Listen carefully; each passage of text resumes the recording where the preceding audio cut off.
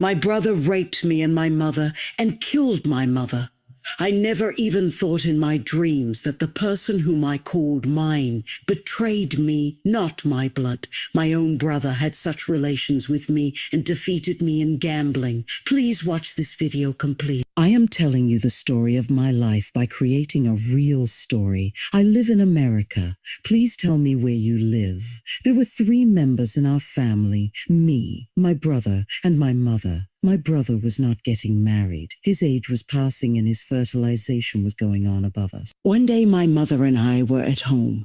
We were alone and my brother came home drunk and started talking bad to my mother, but instead he beat both of us a lot. One day he sold my mother and me to some drunkards. We tried a lot to save ourselves but could not. A lot of wrong things happened to us. For 6 months we kept having sex with the beasts in the fields. They say that neither a human is human. A human gets the punishment for his mistake when he does all the wrong. Whatever my brother did to us, we will forgive him. But if someone like this does to you, if you are facing problem, then please tell me this is my real story, that I am going through this situation. Whenever this issue happens with you, then why don't you stand with me? My brother raped me and my real story. My mom is not in this world. Some drunkard has slit her throat after raping her one day. I thought of running away from there, then she did the same to me. First of all, I told the police that I had 3 children in my stomach when I was conscious.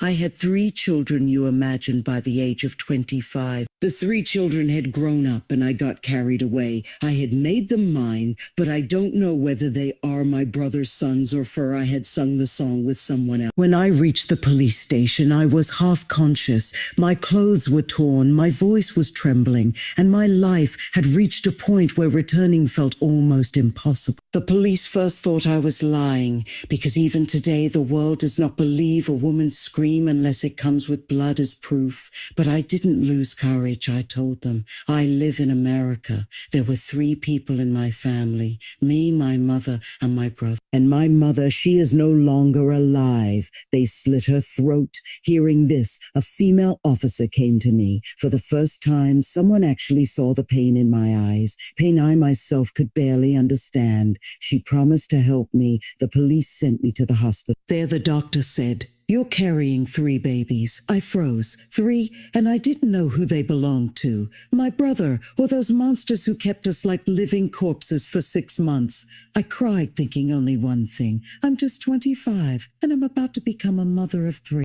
Dark cinematic scene, cold house at night, a young girl narrating her painful life, dim light entering through window, emotional atmosphere, slow camera movement, realistic skin texture, tears in eyes, soft warm shadows, American-style small home interior, documentary storytelling mood, dramatic background, ultra-realistic film look, 3-member family shown in emotional, realistic style, the girl, her mother, and her older brother.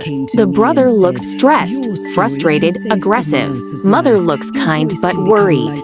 Deep dramatic color grading, slow zoom, soft lighting, uncomfortable tension in the air, cinematic documentary mood.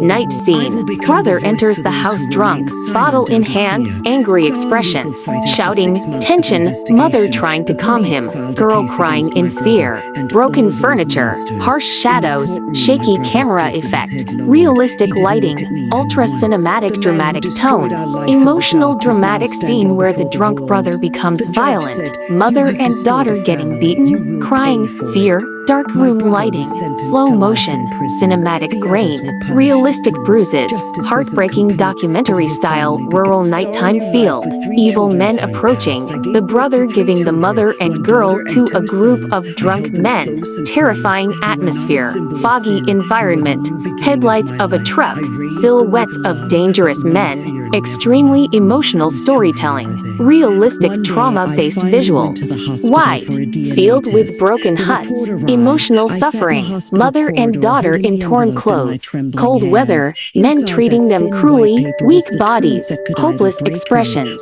slow cinematic pan, dark color grading, survival theme, ultra-realistic despair. My heartbeat was louder than the noise around me. Maria, the nurse who had stood by me since the beginning, placed her hand on mine and whispered, "Whatever it is, you are are strong enough to face it. With closed eyes, I opened the envelope. My world stopped. The words on the report felt heavier than mountains. None of the children matched my brother's DNA, but all three matched the DNA of the criminals who kept us captive. I didn't know what to feel. Relief, pain, anger, nothing seemed enough. I pressed the report to my chest and cried, not because of the results, but because after everything, at least one nightmare had ended.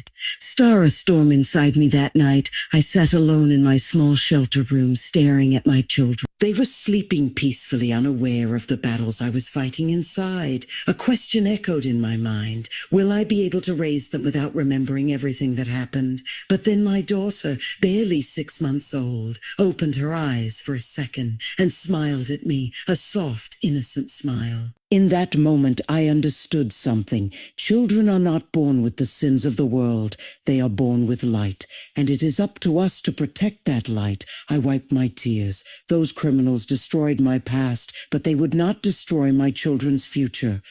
Fighting for a new life, I started therapy. I started taking English classes again. I worked part-time at the shelter, helping other women. People often asked me, how do you stay strong after everything? I would smile and say, strength doesn't come from what broke you. It comes from what you decided to stand for. I decided to stand for my children, for my mother, for myself. Slowly, very slowly, I began rebuilding my life. Facing the court again months later, I was called again to appear in court, this time not as a victim, but as a witness. The criminals responsible for my mother's death and my suffering were brought in. Their faces had no regret, no shame, nothing, but I wasn't afraid anymore. I stood in the witness box and spoke every truth with a steady voice. The judge looked at them and said, "These children will grow up free. You will grow old behind bars." For the first time, I felt justice wasn't just a sentence. It was a beginning. A new purpose one evening. I was sitting in the park with my kids. My daughter held my finger tightly. My 2 boys played near my feet. A woman sitting next to me said, "You're a good mother." I didn't answer for a moment. I just looked up at the sky and whispered in my heart, You can see this. I realized something that changed everything. I survived so others could survive through my story. My pain was not the end, it was the message. That night I wrote the first line in my journal. My story is not over, it is only beginning. Life slowly settled into a rhythm. My 3 children were growing, learning to walk, speak, laugh. And with every new word they spoke, the wounds inside me healed just a little more. I had learned to live again, but life has a strange way of testing us right when we think the storms are over. One morning, as I opened the mailbox outside my small apartment, I found a plain white envelope.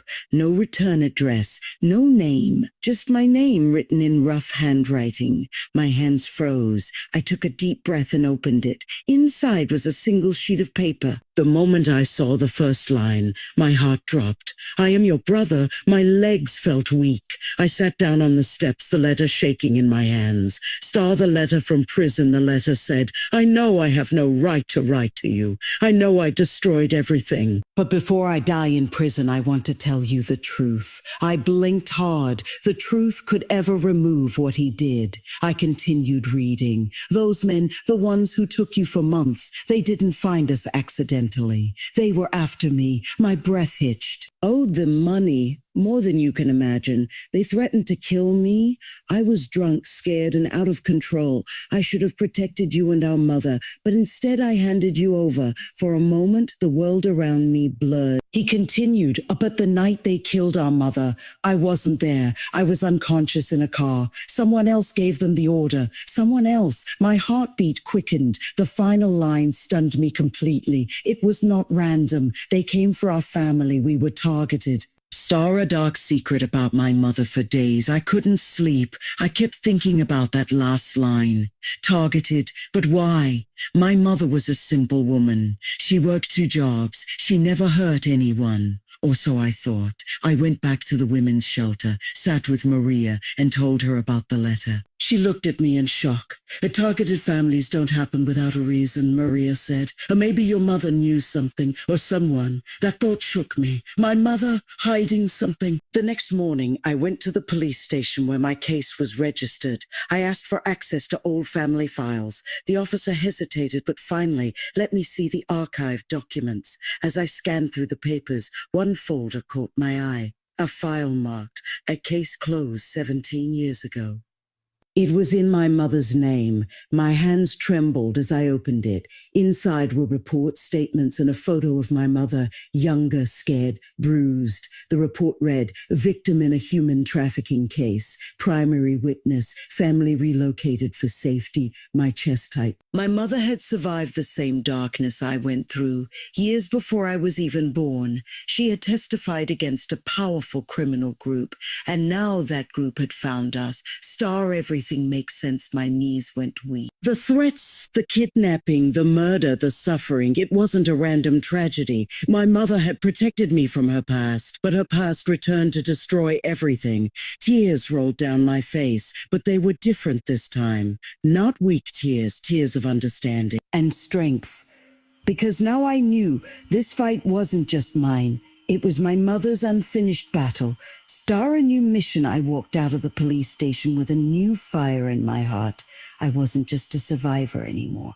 I was a witness to a truth much bigger than my pain. I decided right then, I will finish what my mother started. I will expose every name behind the crimes, and I will protect my children from the darkness that followed our family for generations. That night, as I held my children close, I whispered, "Amaya, I understand now. Your battle didn't end with you. It continues with me, and for the first time, I didn't feel alone."